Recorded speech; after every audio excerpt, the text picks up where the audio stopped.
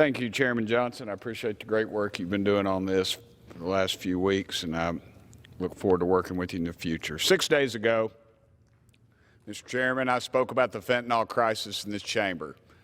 According to the trajectory of the CDC's most recent 12-month data on drug overdose deaths, over 1,600 Americans have died since that speech. 1,600. In reality, I'm afraid that number is actually a lot higher thanks to illegally trafficked fentanyl. Just last week, an unsuspecting high school student in Connecticut overdosed on marijuana laced with fentanyl.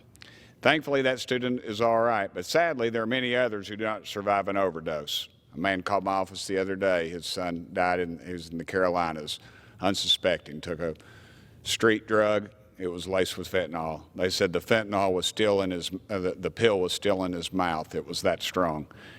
Our government needs to stop illegal fentanyl from entering the United States right now, Mr. Speaker.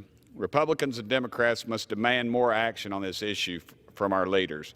Here in the House, Speaker Pelosi controls the floor schedule and does not say much about illegal fentanyl trafficking.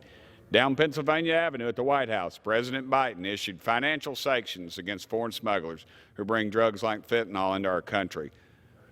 Mr. Speaker, that's a nice start, but I doubt these cartel thugs and bums will quit the drug trade just because they can't use an American bank. Earlier today, I delivered a letter to Speaker Pelosi requesting that she do everything in her power to stop fentanyl from entering our country.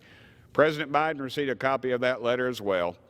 I urge them to consider my Fentanyl Traffickers Elimination Act, which would sentence fentanyl traffickers to life in prison, as a possible solution to reducing the amount of fentanyl that flows across our borders.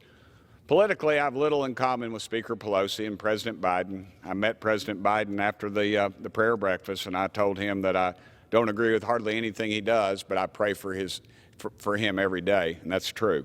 However, I believe all three of us agree more needs to be done to stop Americans from overdosing on illegal fentanyl. I think overwhelmingly majorities in our respective parties feel the same. The American people will be glad to see us put politics aside and do something to reduce the tragic fentanyl overdose deaths that have become too common in our communities.